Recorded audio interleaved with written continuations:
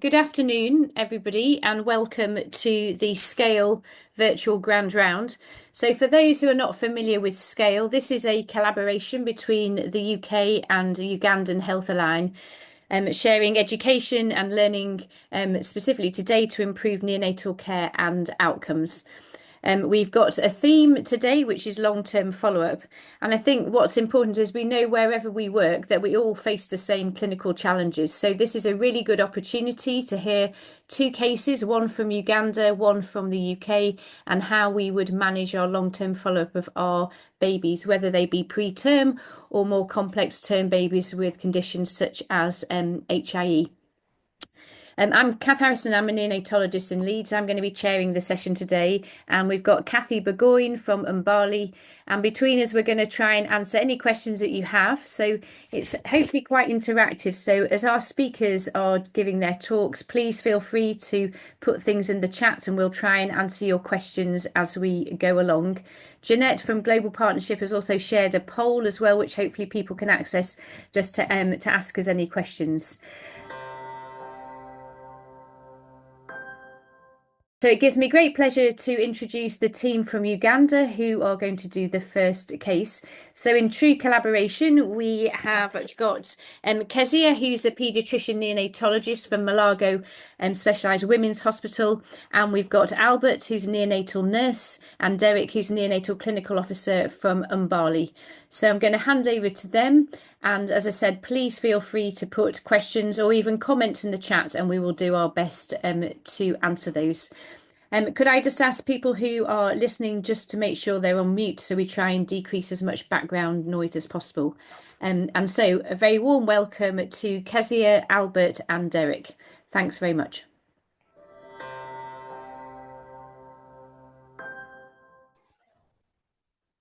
Thank you. Thank you very much. And good afternoon, everyone. I'm privileged to be sharing this and thank you for being on call. So long-term follow-up of preterm infants, I'm privileged to present this. And we are saying that we should bridge survival and the quality of life. So, so like we know, globally, about 15 million babies are born preterm every year. And globally, there have been advances in neonatal care, and in sub-Saharan Africa, this care has really taken shape, and as it takes shapes, many babies are surviving. So we have so many babies surviving who are very low birth weight, but the question is, how are they surviving? What's the reality? So we know that as these babies survive, they have a very high risk of about 2 to 10 times higher risk of developing long-term disabilities. So our measure of success should expand, not just survival, but to preventing disabilities and improve the quality of care. Next, please. So the preterm brain is generally vulnerable to clinical insults, and like we know, as the brain develops through the trimesters, in the third trimester, about 28 to 40 weeks, that's when the brain growth, the brain rapidly grows. And it increases by 3 to 4 times more in the third trimester than the previous trimesters. So these babies come out usually at that time. And they are saying at that time, their neuronal networks are immature. And because they're immature, they are prone and susceptible to injury from any cause within when they're out or when they're in the NICU. So because they're immature and they're easily damaged, there are so many disruptions that happen. So when there are disruptions, these brains will not grow to the potential they are supposed to grow to. So without early detection of such disruptions and targeted interventions during the critical window of brain growth, these insults will compound to lifelong neurodevelopmental impairments. So any insult to a preterm brain will injure these neuronal networks. Could be hypoxia, could be sepsis, intravesical hemorrhages or in intracranial hemorrhages, sepsis, any stresses from within the NICU, the painful stresses, everything that could stress the baby could injure the brain. And as a result, there could be motor impairments, delayed cognitive speech difficulties, and then other things like the sensory deficits. So The triumph in the NICU, we are saying, yes, baby comes in, they are small. We do all our best. They survive the dynamics of within hospital. They survive RDS, sepsis, and at the end of the day, we discharge them. And yes, we are happy that we have discharged them. And yes, it's a good thing. But what next after the baby has been discharged from the NICU? So after baby is discharged, it's thrown out there to the system to manage. So when the system breakdown, the baby is discharged, but it's fragmented how the baby is going to be managed. Are there structured follow-up plans? Are there scheduled visits? Are there arranged an arranged system of care that is going to follow through with the baby? But usually the system operates entirely on reactivity. We react to what has happened to the baby. Is the baby blind now? Yes. What should we do? Yet that shouldn't be happening. And then you also see that the caregivers are in blind spot. Some of them are actually out of touch with their babies until they go with the babies home. This doesn't do well with the long-term development of this baby. Next, please. So what is Uganda's current follow-up gap? We are saying in all the dimensions for the system structure, for us in Uganda, it's still fragmented, it's isolated, and it's facility-based. Every facility runs their own course. It's not really standard. And just ideally, it should be networked continuum from hospital to the community. And our main focus is usually immediate survival and acute discharge. You know, with the overwhelming babies, we look at, is the baby going home? Yes. And how soon can they go home? Yet it should be, we look at the long-term growth, nutrition, and neurodevelopmental outcomes and follow-up. So we have late identification of severe disabilities, yet it should be proactive early screening and intervention. So the caregivers, their low awareness and passive participation. Actually, in some hospitals, which could be good, parents are sent home, babies are managed with the medical team until about time to go home. That's when the parents are involved. Yet we are saying it should be family-centered. We should empower the family and the caretakers so that these babies are actually cared for by the caretakers from the NICU until they go back into the community. And then the data and tracking, there's high loss to follow up. We miss the outcomes. We don't have maybe the database for the outcomes. Yes, it should be an integrated tracking and continuous quality improvement, because we know data informs clinical practice and it improves the outcomes. So if there is a bit of data collection, we learn from the data and we improve from the data. So that's our Ugandan current follow-up gap that we've identified. So under there's a hidden burden of fragmented care. So when we discharge these babies from the NICU, most of them are lost to follow-up. Yes, a number of them are followed up in the clinics, different clinics, but most of them are lost because of various reasons, transport, the cost of coming back for follow-up, the distances from the main places they're supposed to be followed up from. And then there is absence of stimulation during the critical time, which makes us miss out on that opportunity when the brain is actually calm and easy to grow. So late diagnosis, most of the babies, some of them come when they're already blind, others are not hearing, then we realize later. So there's late diagnosis. And then there's a compounding burden to the child, to the family, and then to the healthcare system. So because of this fragmented care and no clear path, all these are underlying things that are flying up and causing a high burden. So ideally, next please, ideally, this should be a continuum of care. It should be a horizontal and vertical continuum of care. It should be beyond the walls of the hospital. So we have inpatient, and we do so well inpatient, and these babies are discharged. But in the inpatient, we should be able to identify babies who are at higher risk than others, especially now with the preterms, those below 1.5 or below 32 weeks, who are prone to so many insults. Then we have the KMC. This tries to bridge the gap between the critical patients and then those that are almost going home. This is very key because it's where we mainly empower the parents to be able to give birth and have the confidence to take care of their babies. Then the follow-up clinics. This is where it's like the feeding in. It feeds into the community, and the referral services feed into the clinic, and also the admissions feed into the clinic. This is like a hub that is supposed to give feedback both to the admission and the community, and also get feedback and referrals from the referral services and the community. So to ensure that there is a clean follow-up, this should be a continuum of care, not just, isolated. Next, please. So just evidence-based things that we can do that actually improve our babies. And when we are following them up, we are happy that actually the babies are doing well.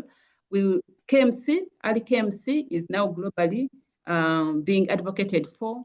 Family-centered care is the other thing, which I see sometimes in our Ugandan system. I think we're not really overly emphasizing family-centered care, yet in the follow-up is very key. And then, of course, the nutrition that we do, most times we support breastfeeding, sometimes we fortify, and then the early stimulation. And early stimulation goes hand in hand with family-centered care.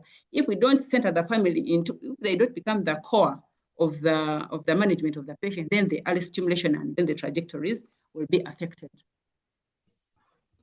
Next, please. So we have a concurrent assessment across the 4 domains. And here we are looking at one, the growth and nutrition, that I think here in Uganda, we really emphasize and really follow up these babies in our clinics. Then you're looking at the vision, where we should be vigorous for the preterms, especially because of retinopathy or prematurity, and then the hearing, and then the neurodevelopmental assessment, cutting across all the domains, the motor, the cognitive, language, and then the behavior milestones.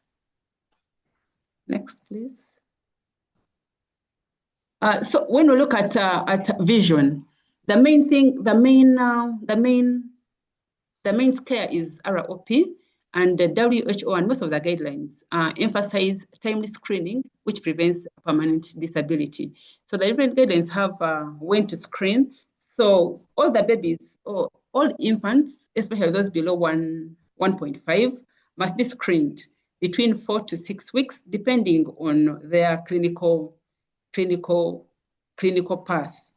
And according to the NROP, that the early treatment for ROP, it categorizes these ROP into 2. The treatable, that treat immediately, is type 1, and then the type 2 where we observe and follow up closely.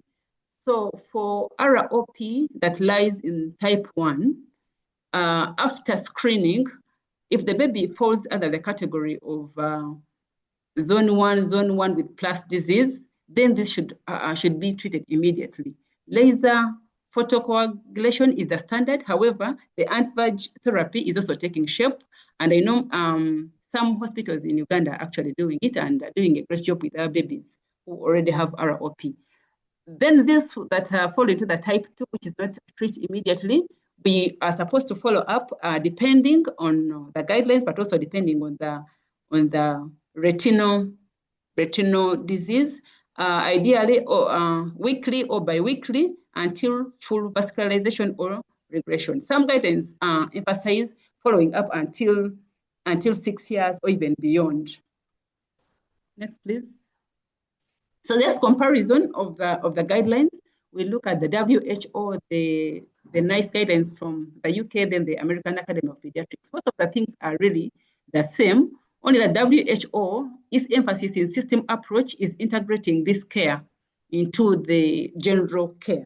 So as we look into maybe immunization clinics, maybe the other follow-up clinics, we should integrate this into our system, which works for most of the low resource limited settings, versus the NICE guidelines, which are emphasizing like multidisciplinary follow-up, because those specific specialties are well developed in other countries. For us, we are still a bit struggling.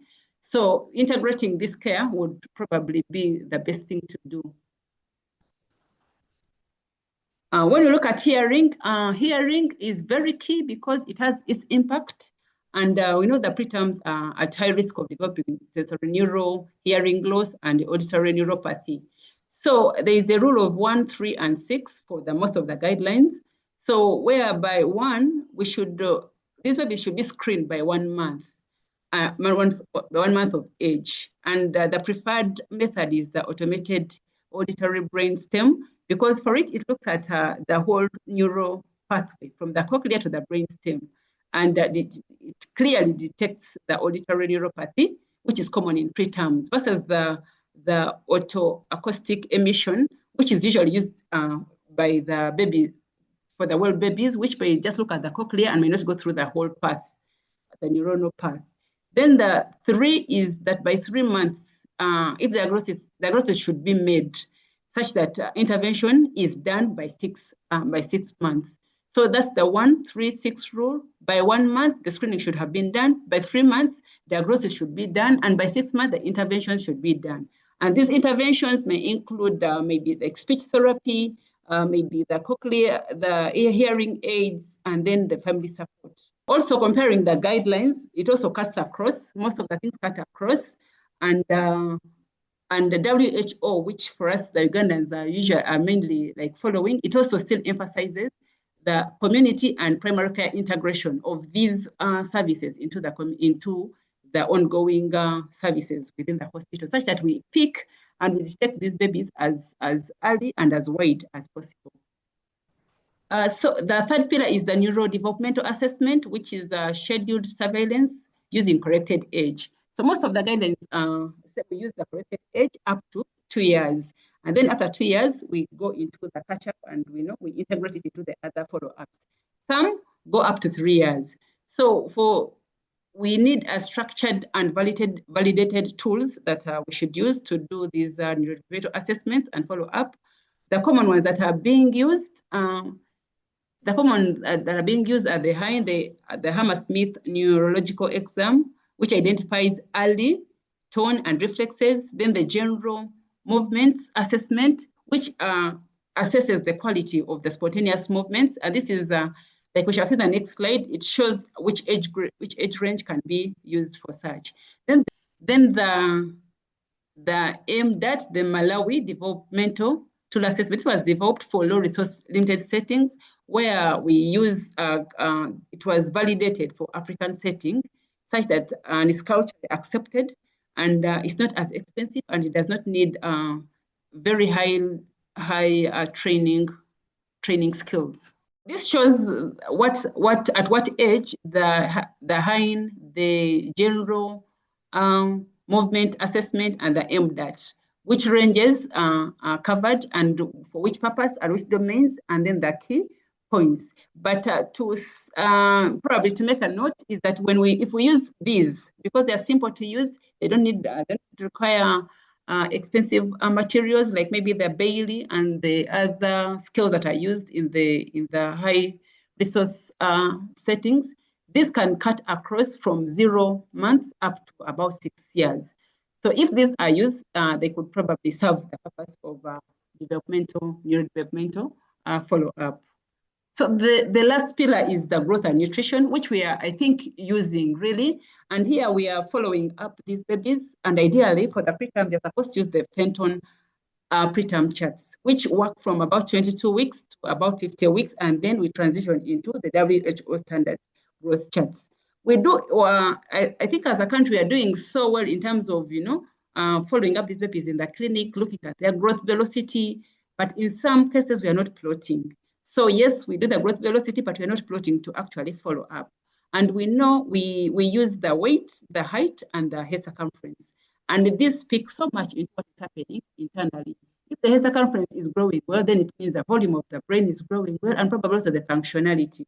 So it's a good proxy for the brain development. However, I think the emphasis should be when we actually measure these things, we should plot and encourage people to actually plot.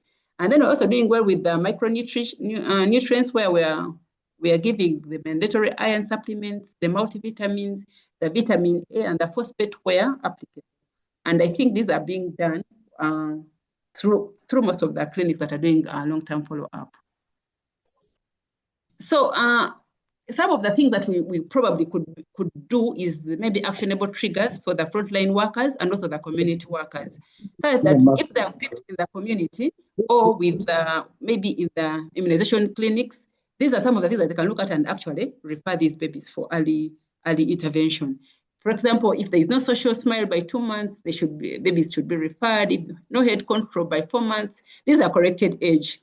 maybe persistent, primitive reflexes or abnormal tones, these all should be referred. So this should be like a checklist for those people in the different points of management that can actually help us put these babies where they're supposed to be and refer them appropriately. So making this work in low-limited settings is one is task shifting and capacity building. If we know that in these follow-up clinics, some of the specialists are not really available, but if you can do capacity building, maybe train nurses, midwives, and maybe use the standardized tools and we train, then these tools can actually be used and we cover up for the specialists that we cannot actually do. And then I've been talking about integration, which is very key, that we embed some of the things like neurodevelopmental follow-up into the existing clinics, into the immunization clinics, this screening of, identifying babies for screening like hearing and ROP would be really very good. And then also community integration, very key, using maybe the existing systems like the VHTs, the community health workers, to identify such babies and the missed opportunities that are pushed back into the community. This would be actually really good. So the recommendations for Uganda probably would be to build a sustainable national system that outlives the individual grants. We must embed some of these follow-up clinics into the neonatal care, develop the guidelines, and which I know we are on for some of the things like ROP, like neurodevelopmental follow-up. These are guidelines that the newborn committees are actually sitting and trying to adopt and to formulate and adopt, and the ministry will adopt them. Then establish structured clinics. Some of these follow-up clinics can fit well in other clinics, but some may not really fit well. So we need designated specific follow-up times and spaces for some babies, and this should cut across most of the regional referrals that are handling most of the preterm babies. Then data, like I said, data is power because it shows us what is happening and helps us improve and do evidence-based clinical practice. Then we should invest in training such that these tools are standardized, people are trained, and they can easily use the tools. So in conclusion, every preterm survivor deserves a chance.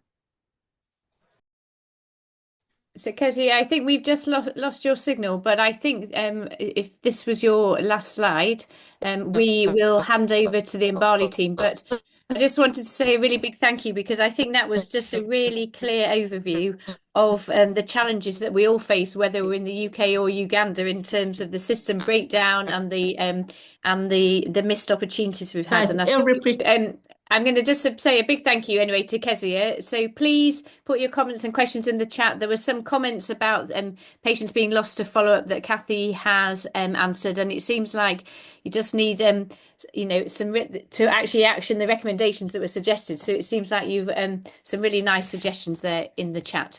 So I'm going to hand over to the team from Mbale. So we've got Derrick and Albert. So thank you very much, and off you go. Thank you. Thanks to Dr. Kezia for the wonderful background about follow-up. I'm Waiswa Derrick, a neonatal clinical officer. I'm going to present a case with my colleague Albert, and I'm going to take you through this case of a preterm who was managed in our unit, and then we followed them up. So this was a female infant born at 30 weeks gestation, birth weight of 1,100 grams, managed with the bubble CPAP, LMNS, express breast milk, with lactation support in our unit. Then we followed up in clinic at 6 months for growth, neurology, and retinopathy of prematurity. So this was a female infant born at 36 weeks. As I said, was weighing 1,100 grams, was born by spontaneous vaginal delivery at a health center 4. The mother didn't receive antenatal steroids, no magnesium sulfate. So the baby cried immediately at birth, was given vitamin K, tetracycline ointment, and he was placed immediately in kangaroo. This baby was given oxygen in the health center, then was transferred by ambulance in kangaroo, but they didn't have oxygen in ambulance. So on admission in the neonatal unit, this baby was admitted after 6 hours of age. The admission weight was 1,085 grams with a heart rate of 162 beats per minute, respiratory rate of 74 beats breaths per minute. Then the temperature was 36.4. Blood glucose levels were 3.5 and was saturating at 82% on air. And this was contributed because this baby didn't come on oxygen. Then it had a respiratory score of 5 and it was granting. So the immediate management, this baby was transferred on a bubble CPAP with a flow oxygen of 40%. This infant was given cefotaxime and gentamicin. That is our first line according to our log sensitivity. We started this baby on caffeine infusion.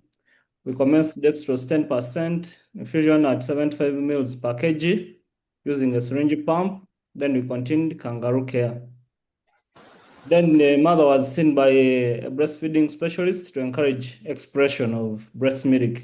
As you can see in the photo, the mother was really enjoying on kangaroo because we have most of in our HD, we have busy kangaroo mother care, kangaroo chairs where mothers can sit so that they can continue with their kangaroo for their babies.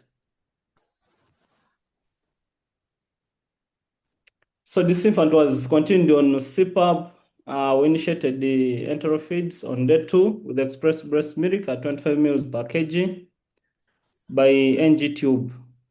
So we increased the feeds by 25 ml per kg daily. Also, as we said earlier, this mother was supported by our lactation specialist for breastfeeding. So they always help these mothers on how to express their breast milk.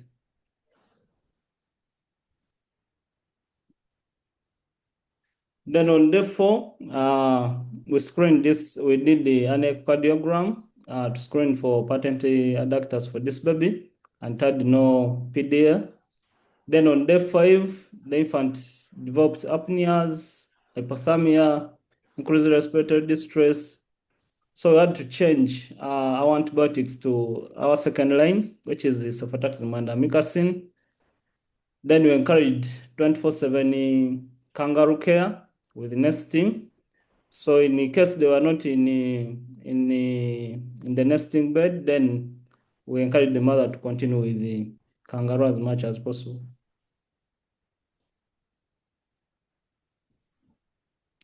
On day 7, a cranial scan was done and it showed the left-sided grade 2 intraventricular hemorrhage.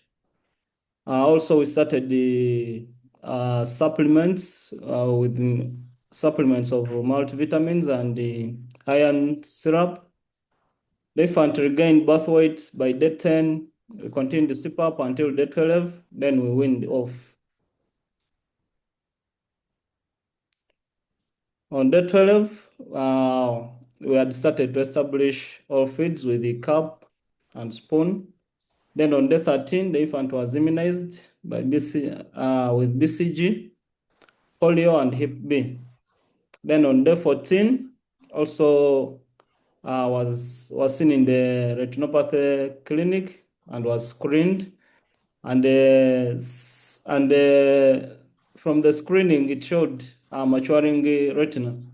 As in that photo, you can see one of our ophthalmology clinical officer was using a retinal camera to screen this baby. Then by day 21, the infant was fully feeding with cup and spoon.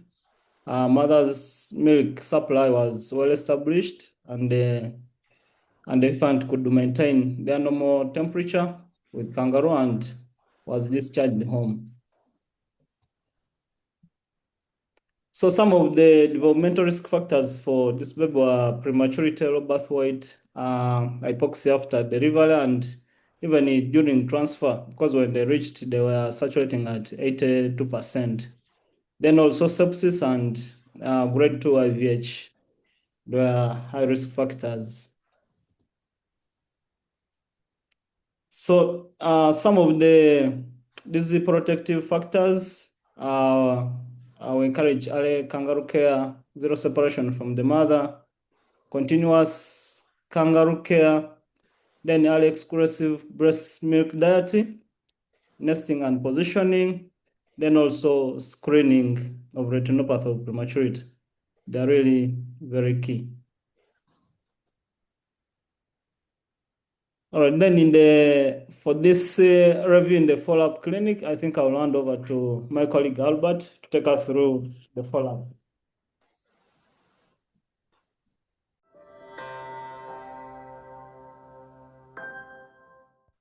Thank you. I would like to thank my colleague Derrick for the presentation. For our initial management on ward, now I want us to see how we managed to follow up our baby. So usually in our hospital here in Mbale, we have our initial weekly follow-up for the preterm infants that are discharged from ward, and they are then followed up fortnightly. That is every after 2 weeks until they are 2.5 kgs. So this baby was among the babies. Then at 3 months and 6 months. Then at 6 weeks, the infant, our infant that we are talking about, was fixed and could follow the objects that were posed and could respond bilaterally to the sounds, but had some mild hypotonia noted. So as we can see, our international postnatal standard growth for preterm that we are using, this was a girl. So the growth, as we can see, it was close to the Z-score of 0 with our blue points at 30 weeks, 36 weeks, 41 weeks, and 54 weeks. Okay, so the screening, remember initially our baby was screened on ward at 2 weeks. So later he was screened at 4 weeks in the outpatient ROP clinic. And we found out that the baby had stage 2 retinopathy of prematurity. Then they later followed up the baby 2 weeks later, and the stage 2 had progressed to stage 3, where it was at zone 2. So upon diagnosing that, the baby underwent treatment with the intravitreal anti-VEGF, that is Avastin, that we are using in our setting, and that is as a result of some fundings that we are getting, that we are able to have Avastin in place. So later, the baby was reviewed in the progressive screening, and it showed that the ROP had regressed thanks to the treatment that the baby had received.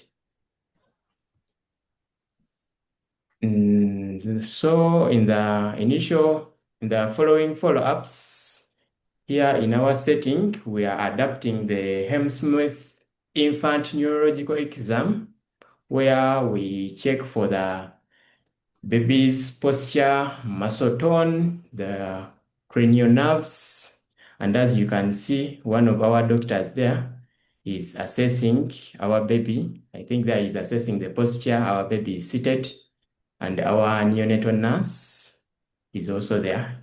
They are assessing the baby with the Hammersmith infant neurological exam. So with the Haynes scores, Haynes score has a high predictive incidence for cerebral palsy with a sensitivity of over 90% and specificity of over 85%. So we have our score cutoff basing on the age of the child. So at 3 months, in case the baby scores less than 54, this baby needs a keen eye to follow up for cerebral palsy. At 6 months, a score below 59, still we need to have a keen follow-up to help such babies. At 9 months, a score of 62. At 12 months, score less than 65. So still, in our Hayne scores, in case we get the asymmetrical scores, when we are scoring the baby, we score both sides, the left and the right. So some of them you might find the left is normal, but the right has some issues. That's where we get the asymmetries. So in case we get more than 4 asymmetry at our Hayne score between 3 to 12 months, there we are standing a high chance of having hemiplegic cerebral palsy. And Hayne has 100% sensitivity to this. So back to our baby. At 6 months, corrected age with Hayne. Sorry, at 3 months, corrected age on Hayne, our baby scored 54. Remember, we said at 3 months, a score less than 53. We need to keep a keen eye. So what contributed to this? The baby had some mild hypotonia. They had some partial head control. So our interpretation was the baby had some mild delay. So we followed up the baby again at 6 weeks. We used the same Hayne, and our baby scored a 64, which is now within the normal range. The baby had a good head control, good roll. So our interpretation here, the baby was within the normal range. Otherwise, the baby had caught up. So our outcomes in the follow-up, the baby caught up with the development. Then ROP stage 3 was identified and treated and regressed in our subsequent follow-up. And then the baby had a good growth, as we saw on our growth curve along the same Z score. So some of the challenges that we face, not only for this baby that we are talking about, but generally in our follow-up, in our setting, we usually have a challenge of transport for follow-up. But luckily enough, in Mbale, we have some studies where we are following up some babies. So some mothers that are in such studies, they get some transport, but those that are unfortunate that don't take part in the study are usually lost to follow up since they don't have transport to help them. Then we have the caregiver awareness of the importance of screening and follow-up. Most of our caretakers, when they don't see anything wrong with their babies from their physical look, they feel the baby is okay.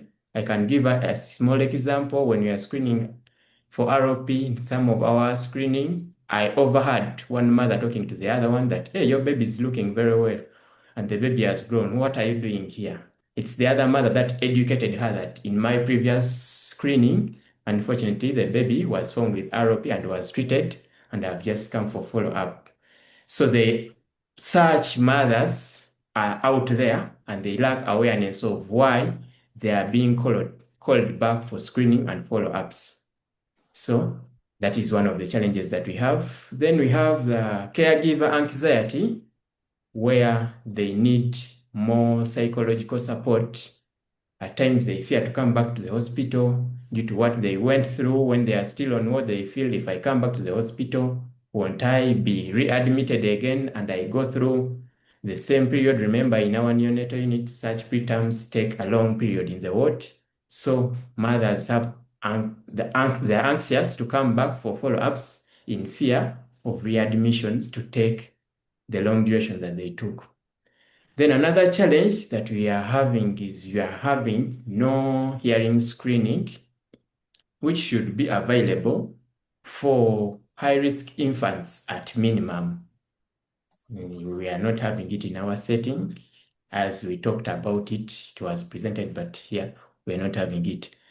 Then another big challenge, which is the challenge of human resource for screening and following up such infants. In our setting, we are lucky that due to the availability of the research studies that are being done, they are supporting in the follow-ups as well, but it is a big challenge because these studies might not be there every day. All right. So for the key messages, I will hand it back to Derrick to wrap up that. Well, thank you very much, Albert. This is just some of the key messages from our case. Early stabilization and the self-transfer is critical because when we admitted this baby, their glucose was normal, temperatures were okay, oxygen levels, they were down because they didn't come on oxygen, but they are really important to monitor these babies. Then early and the continuous kangaroo care neonatal unit also improves outcome for these babies, including the neurodevelopmental outcome and not just survival. Then nesting, preterm infants, when not in kangaroo, is also essential and it contributes to their neurodevelopment. Early support and insertion of breast milk, either from mother or donor human milk. I think in Mbale we have a milk bank where we can support these babies who don't have, or the mothers who don't have enough breast milk. So it supports them in growth and neurodevelopment and also reduces the risk for retinopathy or prematurity. Preterm infants are at risk of retinopathy or prematurity. So early screening and treatment are key to avoiding a lifetime of blindness. Then follow-up is important as inpatient care for these infants for their survival and thriving. Thank you, everyone. Thank you for listening. Great. Thank you so much, Derrick and Albert, for a fantastic case presentation and a really good summary following on Kezia's background about how to follow up preterm infants. It was really good. Thank you. There's obviously lots of comments in the chat, so I just encourage you to continue to put your comments or your questions in the chat. So for that first half, we've obviously focused on the follow-up that we always remember, I think, really, for our preterm babies. And our next case presentation from Leeds is focusing on the follow-up of the at-risk term babies. So we're thinking about babies who have got sepsis, meningitis, and encephalopathy, and we're going to focus on a case of birth asphyxia. So ThankGod is one of our neonatal doctors in the team in Leeds. He's going to do a case presentation. And then I'm delighted to invite Gemma, who is our neonatal specialist physiotherapist, to talk about developmental follow-up that we carry out in Leeds.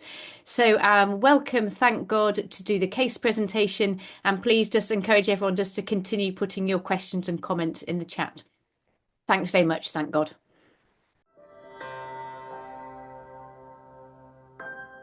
Hello, my name is ThankGod. I'm one of the pediatric trainee in West Yorkshire, currently in Leeds, Infirmary.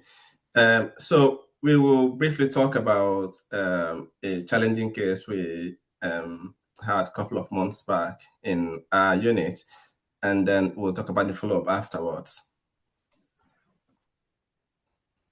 So as an overview, we'll talk about the maternal background. We discuss what we did in the resource, and then the baby scores on our unit, and post-discharge follow-up. Yeah, so this was a paratrained mom who has had one previous cesarean section and one previous vaginal delivery and one VBAC, which is vaginal birth after cesarean section, but was otherwise a low-risk pregnancies. All her scans were normal, and her serology tests were all negative for neonatal infections. But she had a sickle cell trait, but which wasn't an issue for her in pregnancy, apart from the fact that she had anemia most of her pregnancy.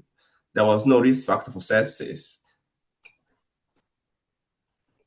So the baby was born at 40 plus 3 weeks by emergency cesarean section.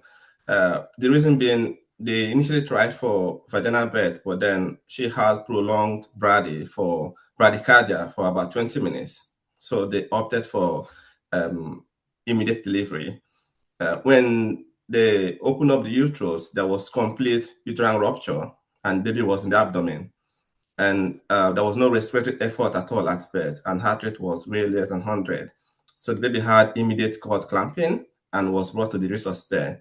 And before the baby was born, we already put a call to our team who were in attendance. I was present, and neonatal nurse practitioner was present, and the nursing team were also present, and we've already set up our resuscitation for the appropriate gestational age. At birth, so we had cord gas, which was very acidotic with pH of 6.5 and base SS of minus 31. At birth, baby looked very pale, was floppy, there was no respiratory effort, and the heart rate was way less than 100. And so we gave first set of 5 inflation breaths, then heart rate improved to above 100. Then so we continued on ventilation breaths. But baby remained pale, floppy, and was apnea, wasn't showing any respiratory effort at all. We increased our oxygen requirement we were initially on 21%, so we increased rapidly to 100%. And this baby had the first gap around 15 minutes of age, and the second gasp was around 70 minutes of age. So at this point in time, because we know baby wasn't putting any effort at all, so decision was made to intubate. And when we had a look at the baby's mouth, the whole mouth was filled with blood, so we had to suction twice and then pull a laryngeal mask airway in place, and there was color change on the CO2 detector. Because baby still looked very pale, so we had to put UVC in the theater and transfuse with back red cell or negative blood that was readily available. So we gave 20 ml per kg. So, and then the baby was intubated afterward by the neonatal consultant who shortly came for the delivery. So going through the respiratory course on the unit, once baby came we transferred to the unit around 30 minutes of age. So by 30 minutes was in neonatal unit. So we did a repeat gas. By then gas has improved because baby was already intubated. pH has improved from 6.5 to 7.2, and then CO2 also has improved. And the base SS has come down from 31 to 13 now. But the glucose remain within acceptable range, and lactate was also acceptable considering the event at birth. So the baby remained intubated for the next 48 hours, and then was extubated on day 3 of life. Initially, we went on high flow, and then gradually went off respiratory support. There was initial concerns with having loss of secretions on day 11 of life, upper airway secretion, and there was unsafe swallow. So this baby was commenced on hyoscine patch. Yeah. So looking at the neurological cause for this baby, while we're sitting in theater and getting ready to transfer, we noted some seizure-like activities with shouldering and lip smacking around 33 minutes of age. So we got a CFM, which is cerebral function monitoring, and it shows severely abnormal reading. So the baby received a loading dose of phenobarbital, and then cooling was commenced shortly afterward. But before the cooling, we reassessed, and baby had pupil size within acceptable range, but very sluggish, and baby has remained hyposonic, intermittent lip smacking, and there was no spontaneous limb movement, but had spontaneous respiration as at this point in time. So we commenced calling based on our guideline. Yeah. So the baby was cooled for 72 hours as per protocol, and then when we did repeat, it was on continuous CFM monitoring throughout the cooling period. So the CFM recording had improved from severely abnormal to moderate abnormal trace. And then on day 3, also had some physiologic activities, but there was no electrical changes on the CFM. So, and that resolved spontaneously. And when we rewarmed, we had EEG done, which showed abnormal findings with some evidence of increased excitatory cerebral potential. So the baby we discussed with the neurology team. So baby had a loading dose of Keppra, and then we continued on maintenance dose of Keppra till discharge. So around day 9 of life, we did a repeat EEG. As at this point in time, the reading has corrected to within acceptable range for age. And then by day 7, we did MRI, which shows acquired profound hypoxic ischemic injury. That was very marked changes on the MRI. So feeding, initially when baby was born, baby was fluid restricted to 40 ml per kg throughout the period of cooling. So we commenced enteral feeding around day 5 of life with the mom's express breast milk because she wanted to breastfeed. And then feed was increased gradually. There was initial concerns with greenish aspirate, but then abdomen remains fine, and her lactate, his lactate has always been less than 2. So we had to pass an NG to for 14 days. And while on the unit, because of the concerns with swallowing and unsafe swallow, he was accessed by the speech and language therapy team, and eventually they had to do a video fluoroscopy, which showed he had silent aspiration to very light food, like food that are level 1 feeds, like water also. So we, but can safely swallow level 1 feeds. So the plan was to thicken the milk to attain that level of thickness. And we used mom's bottle, which was size 2 teeth. So by day 14, was having both a mixture of infant express breast milk and bottle and formula, all via bottle feeding. Because at this point in time, we've already done the video fluoroscope, so we can safely feed, but then they were thickened milks. So other issues that we encountered while on admission, there was a brief period where baby's blood pressure was trending down. So it was on dopamine for 1 day, but this was quickly weaned off, and there was no other cardiovascular concerns. Like we discussed, at birth had 20 ml per kg of packed red blood cell. He never needed any other blood transfusion. Mom had sickle cell trait, but when baby had the 5 blood tests, the gut rate was normal, so baby had no sickle cell trait. We screened for infection at birth and was commenced on benzylpenicillin. The baby wasn't given gentamicin because of the clinical concerns at that point in time. But then the CRP was less than 5 on 2 occasions, and the blood cultures were negative after 36 hours, so we had to discontinue antibiotics. There were no renal concerns, had no more scans. We struggled with secretions initially, and most of the secretion in the mouth were just pulling, so baby couldn't properly swallow. And that was when we commenced on hyoscine patch, and then we continued that until discharge. So at discharge, baby was discharged on day 7 of life, and plan was for him to continue on the Keppra, which was commenced on the unit, and Carobel. The Carobel is the thickener we used for his milk, and hyoscine patch. But mom stopped this medication at home as she felt they were not necessary. But the baby was reassessed in the community by the neonatal outreach nurses who regularly visit them, and they were happy with their development. The speech and language therapy also gave mom further course post-discharge, and they've been on constant follow-up. Yes, next slide. So what we've done for this baby since discharge, and on day 1, 7, and day 13 post-discharge from the unit, the speech and language therapy, which is the sort there, did a telephone conversation with mom. During this follow-up, they talked about the feeding, the response, and if mom had any concerns, and everything seems to be on a good trend. So, and baby continued on a thickened milk.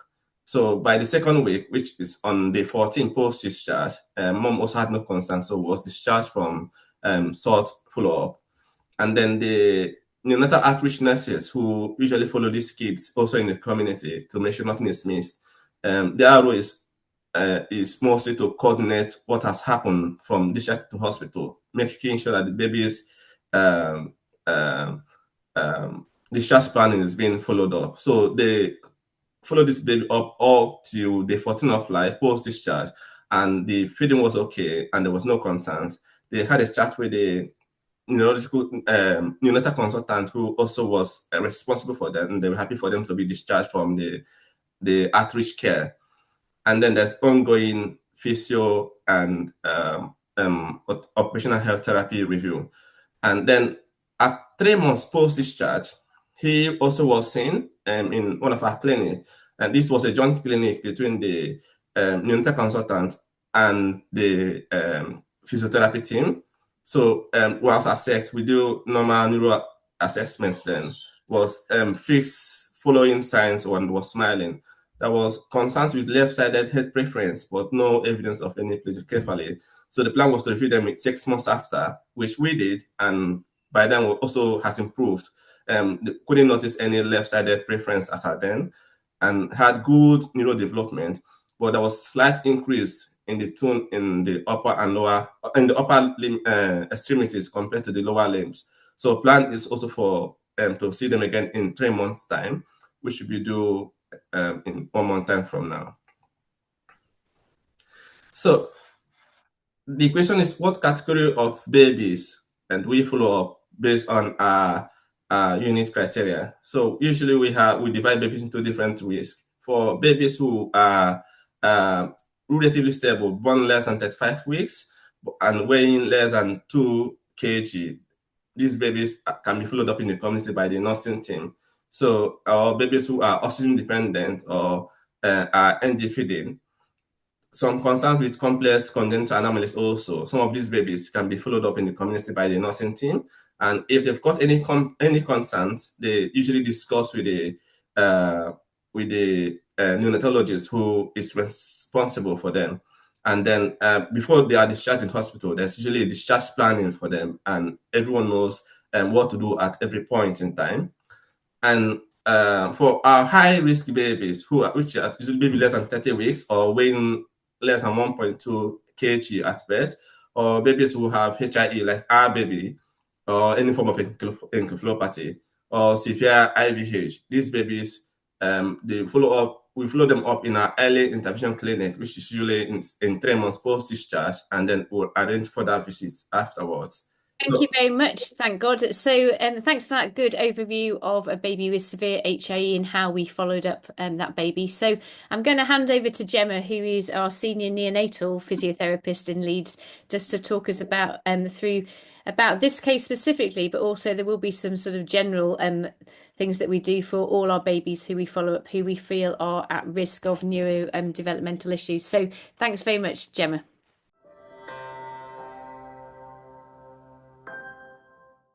So I'm Gemma. I'm a children's physiotherapist here at Leeds Teaching Hospitals. So myself and colleagues, we work on both the neonatal unit, and we have a fantastic opportunity to be able to see these babies when they've gone home, before we even consider going and referring them to the community. So if they're a Leeds-based baby, it's the same team. So I'm going to just go through some of the things that we offer both on the unit and then once they've been discharged. So our role on the neonatal unit, we like to start early, and we will, like ThankGod has mentioned, we have a referral criteria for those babies that are high risk. So they could be under 30 weeks, they could be under 1,200 grams, they could have an IVH or a brain abnormality. But like with the case study presentation, the baby who had the HIE would be picked up through our general screening. So we do lots of assessments and monitoring on the neonatal unit, and part of that includes a neurological examination. So we would assess the baby's positioning and posture. We would look at their muscle tone to see if we can identify increased tone or reduced tone.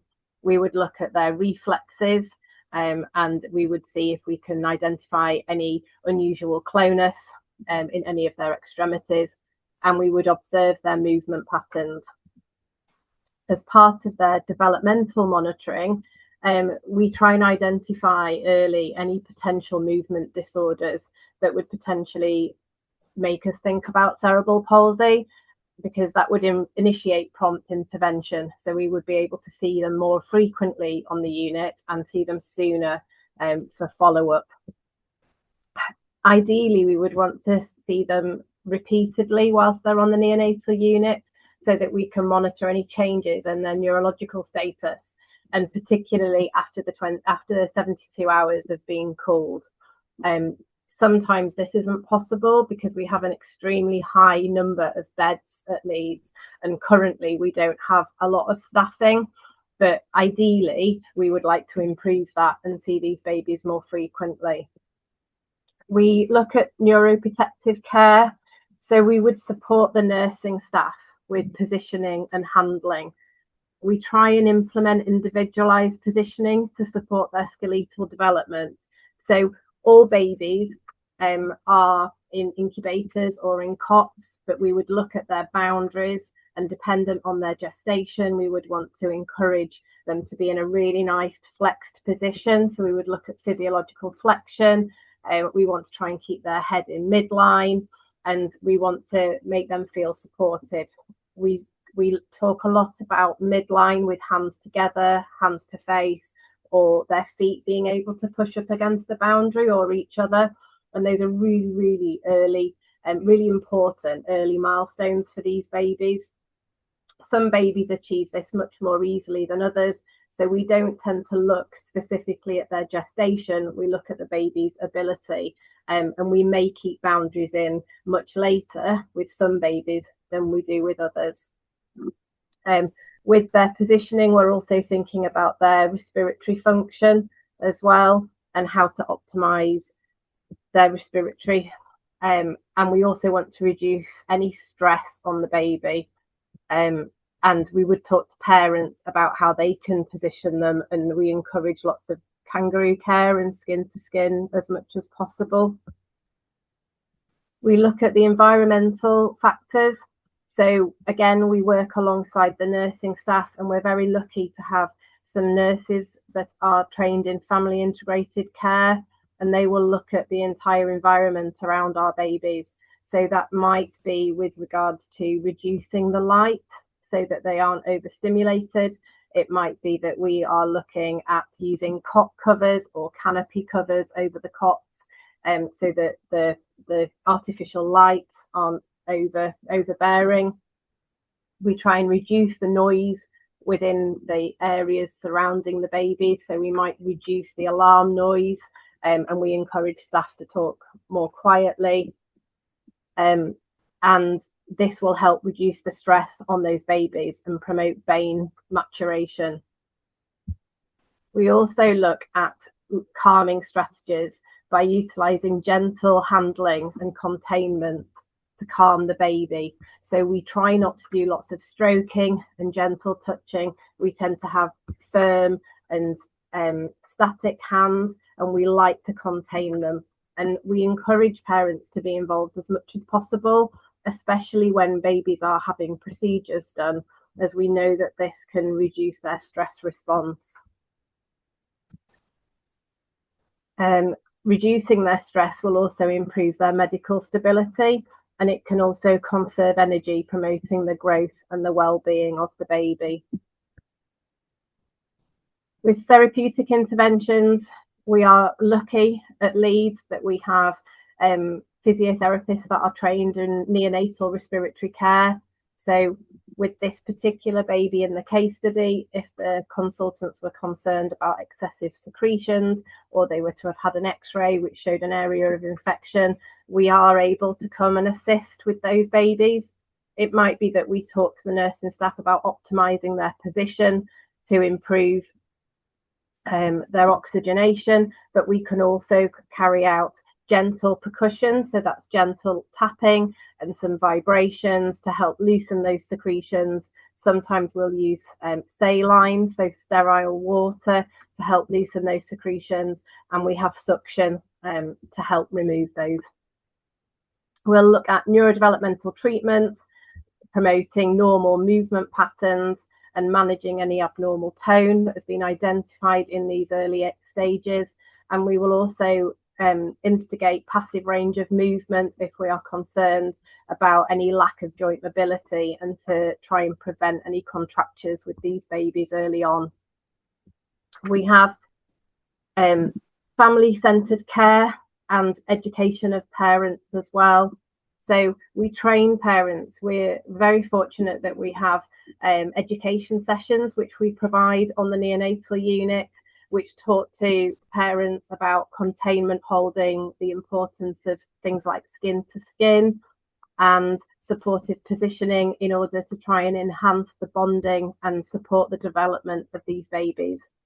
We will coach parents to try and empower them to understand their baby's cues as to when to be involved, and look at when they're actively awake and if they are asleep, because we try and encourage their sleep to be protected as much as possible. But it's also important to get them out and have that skin to skin. And it will help with their long-term outcomes, having more time to bond with their family. And then with regards to discharge planning, we're a very big unit at Leeds, and a lot of our babies are from out of area. So they've come from different parts of the UK to our specialist services. So prior to going home, we will try and link with the physiotherapists and the consultants in other areas, so that they are aware of these babies that they may have been born locally to home and transferred into Leeds, or they may have been born at Leeds if we were aware of some potential complications beforehand. And then we will hopefully transfer those babies back to their local areas, but with some information based on the assessments that we've completed whilst they were with us.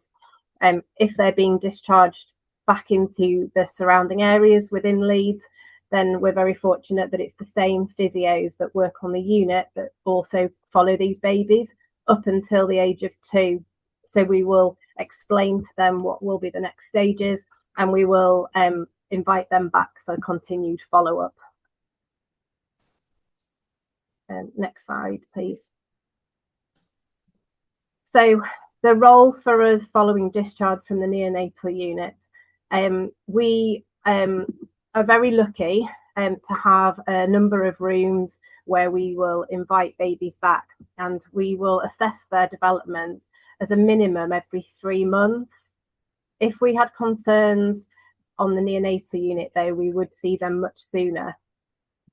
And we can also offer blocks of therapy. So if we have concerns, rather than seeing them once every 3 months, we may invite them back every week or every fortnight for a number of sessions. And that could be with one-to-one physiotherapy sessions. They could be joint with our occupational therapists or alongside the speech and language therapists, to just try and reduce the amount of appointments that these families are coming to. We also work alongside the consultants in our high-risk early intervention clinics. And again, these babies are often seen in clinic every 3 months. If they're doing well, we will often just review their development within the clinic environment. But if we have concerns, we would be seeing them in between their clinic appointments for additional support. We also have the opportunity to go out and see these babies at home, so we can assess their home environment and make recommendations to parents as to how to improve their opportunities for stimulation and play. And at Leeds hospitals, we also have a hydrotherapy pool. So this is a small swimming pool, but with a higher temperature to a normal standard pool. And it has lots of therapeutic benefits. It's really warm and inviting, so the babies don't get cold. It helps with muscle relaxation, and it means that babies that are struggling with some of their skills on land, because they are working hard against the gravity, when you're in a swimming pool, everything is the total opposite because of the buoyancy of the water. So it means that some of the skills they can't achieve on land, they can achieve in the water. So it gives them much greater freedom of movement and an opportunity to move and engage in play. And it's a really nice medium to carry out some of our work alongside the families. So we can offer that at Leeds. We look at regularly assessing these children as to which motor skills that they have achieved. So what have they achieved at 3 months? Is it rolling? Are they getting their hands to midline? Can they push up on their tummies on their forearms? At 6 months, are they extending those arms? Are they sitting independently? Are they managing to transition in and out of all of those different positions? At 9 months, are they getting into 4 points and thinking about pulling up into standing? But we also look at whether they are delayed in these skills. If it's a baby that's been born at term with HIE, we would keep their developmental milestones as their actual age.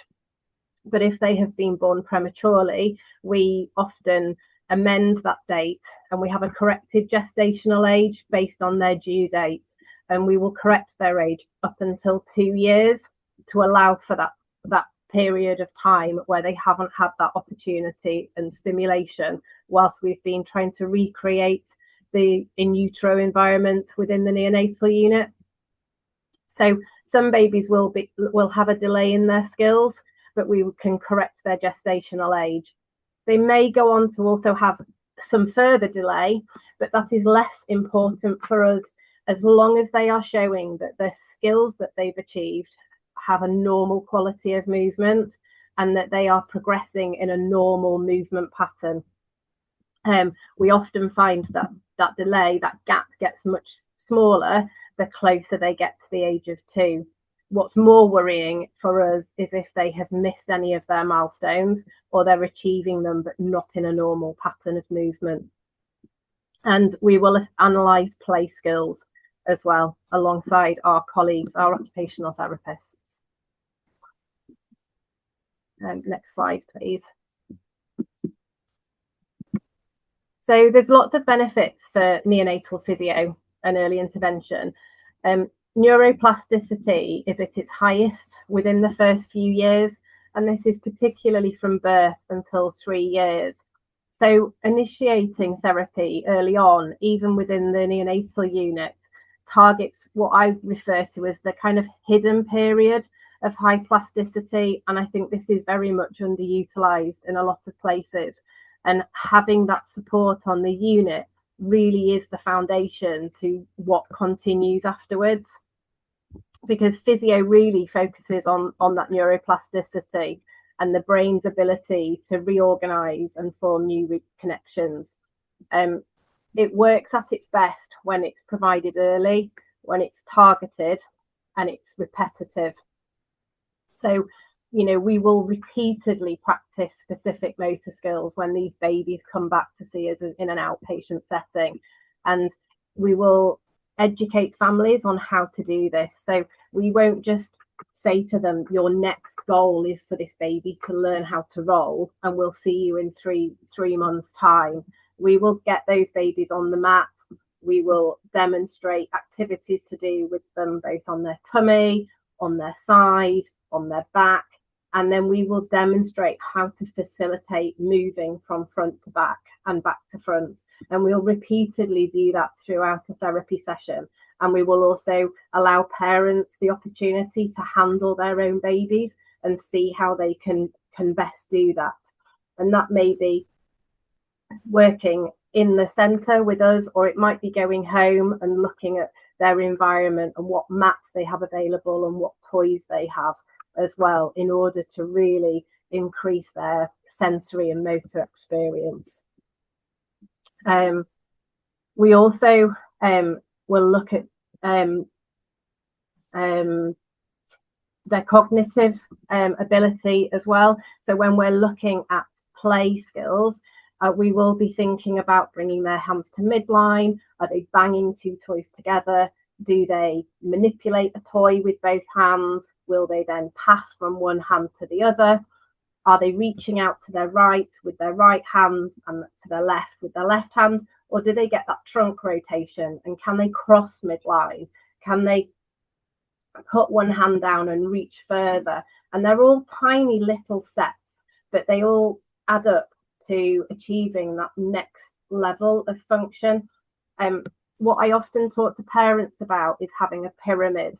And if you have only a small repertoire of skills at the bottom, your pyramid will only ever be small. Some children have a great repertoire of skills, but they have gaps in their development as well. And that's okay, they will progress, but at some point that pyramid is going to lose its structure and you're going to find that those cracks are going to start to show. What we want to do is talk to parents about the importance of having a wide repertoire of skills and building on that. And we don't look at standing if they don't have their sitting and their crawling and their ability to roll, because what you want is a really solid foundation. And if babies have those early skills, such as hands to midline, being able to dissociate their head and turn their head separately to their body, and that they can sit, but they're not static, they're able to rotate and get that spinal and trunk rotation. We want them to be able to weight transfer and move from one side to the other. You have to have all of these basic skills. And if you have those, then the later skills just come naturally and they will just naturally follow. So we do a lot of education with families about how to do early play. And then we find that we don't have those problems later on. We find that it helps with improving motor outcomes. It harnesses their brain repair so that the things that we're doing are designed to help and that young brain rewire around those damaged areas and reduce the long-term impact of brain injury. And by doing this support, intensive support with families, it empowers them to integrate their therapy into their daily routine. It's very important to not to stress those families out by thinking they have to do an hour of therapy every single day, because that's really, really difficult to do. But what we do is we talk about, in a morning having 5-10 minutes every day when you're changing their nappy. Always make sure they go on their tummy for a few minutes at every nappy change. After every feed, always, play for 5 minutes on their back. It's just throughout the day. And what you'll find is if they can incorporate this advice into their daily routines, it ensures high intensity and consistent practice. And that's where you find the carryover is so much better. And when they come back to see you, they will have achieved those goals that you've set together. Next slide, please. So these are just a few pictures that I managed to pull together. So they're already self-explanatory, but we have things, where babies are on their side, their hands are together or by their face, and they can brace their feet together. Hands to midline, so really lightweight toys where it's easy for them to get the grasp together. So we've got a little picture with a giraffe, and it's bringing hands together and hands to mouth, and it's getting that fixing and that focusing as well. The next picture along is I've got a little ball, and I don't know if it was noisy or whether it lights up, but checking their vision and their hearing and seeing if they can turn their head separately to their body and follow whatever it is that you're moving side to side. We have the hydrotherapy pull, so hands over hands, holding onto the bar, and just using that water to be a different medium for our therapy. Lots of tummy time. They don't have to be playing. They can just be sucking their hand, again, hand to mouth, but just giving them that early opportunity to tolerate time on their tummy, because we know that if you don't do it early on, it's much, much harder to encourage a baby to go on their tummy when they're a little bit older. So we've got pushing up through their forearms, and one of my favorites is encouraging children to get their hands to their feet. we find that a lot of babies spend time on the neonatal unit are flat on their back and their legs extended, and they will kick their legs, but they'll be sliding their legs along the mattress, and they won't actually be bringing their legs up against gravity. And when they don't see their feet, it's really hard for them to know that they're there. So we often get rolls of blankets or towels and pop that under their bottom, which will then tilt their pelvis, and it will engage their abdominal muscles, and it just raises their legs into the air. So as you can see in this photograph, their eyes, they can see their feet because they're in their line of vision. And by putting rattles and socks on and things, the babies are encouraged to reach for their hands and with their hands to their knees and their feet. And it's a really, really early milestone. And once babies can do that, they will start rolling, and they will just be so much more active. And you may only have to do this for a week or so, and then they won't need a roll at all. But it's amazing what difference that can make. And then we've got babies trying to get up onto their knees. Again, another picture of improving head control. So this baby, we would have probably had them much closer to start with. But at this point, they're able to keep their head extended with their chin above the water. And I'm able to extend my arms so they're further out than they would have been initially. And then you can see a baby here in sitting, bringing 2 hands to midline to manipulate a toy. And the last photograph is a little boy propping with one hand so that they can reach out with the other one. And I would have been trying to encourage them to come forward and reach further out at their base of support. So it just shows lots of different things that we can do. But if you get the early stages right, it'll make a big difference to the long-term outcome of these babies. And there is just a number of references at the end, which I thought may be useful. So you can look at those in your own time. Perfect. Thank you so much, Gemma. That was amazing. I think it just highlights sort of how important early intervention is. And actually, you don't need a lot of extra equipment. Actually, you can do some really simple things in terms of what Gemma was saying. Hands into the midline can make a massive difference for their development going forwards. There's just a question in the chat, Gemma, for you. So this is from Heather. Said she's very interested in the static hold versus stroking gentle touch. Could you say a little bit more about why static hold is better? She thought that sort of CT nerve fibers were activated by gentle touch and stroking, and these were considered important for bonding and attachment. So could you just expand a little bit for us? Yeah, so particularly with the preterm babies, we are really focused on wanting to recreate that intrauterine experience. So babies wouldn't normally have lots of external kind of stimulus. They are surrounded by the amniotic fluid, but that's kind of a constant pressure, and they're able to move much more freely in that environment. And they don't have painful stimulus and all sorts of things going on. When those babies are born early, they're exposed to bright lights, they're exposed to loud noises, and they have people coming at them all the time. And one of the things we try and do is to promote positive touch. And unfortunately, they might be having lines put in, they might be intubated, they might be having all sorts of different things done to them, even repositioning and weighing, and they're in and out of their incubators. And a lot of those things really stress those babies. So we know that when they are contained, that is when they are most settled. So if you are constantly stroking and touching them, that's just adding to that stimulus throughout the day. And if they have increased stresses, their heart rate goes up, their blood pressure can go up. They're really, really premature babies that are more fragile. We know that big swings in blood pressure make them more exposed to having the intraventricular hemorrhages and things. So we don't want these babies getting stressed out throughout the day. So creating a nest, we often roll a blanket or a towel and pop that around the baby, so that instead of them being in an extended position, they're more contained, they're in a flexed position. But it also means that they have something to touch, so they can stretch their legs out, or they can stretch out with their arms.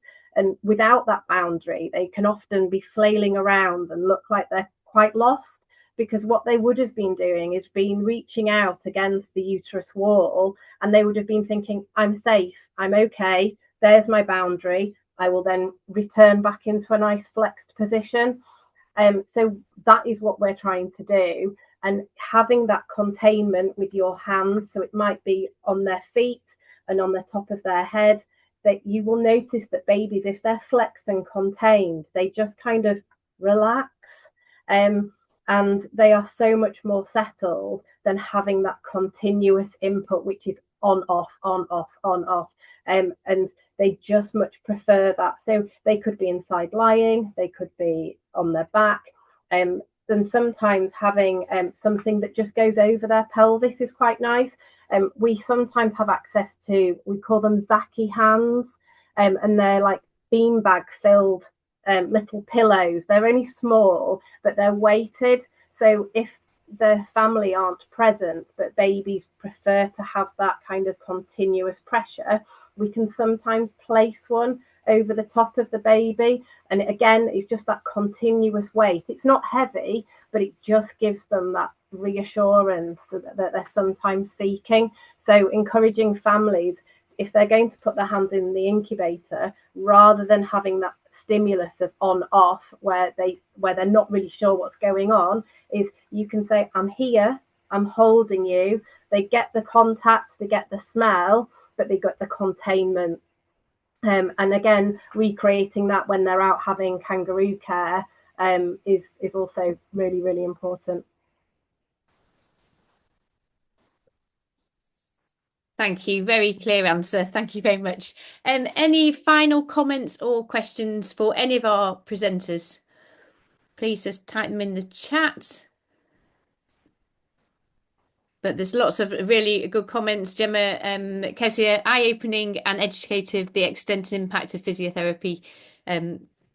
Amazing job. And I think we all really benefit from having early physio on the units, and then continuing to share clinics with Gemma and her team makes a massive difference. And I've learned so much from the physiotherapy team into how to follow up babies and just how to do very simple things and do that well. And it can make a huge difference for their outcome.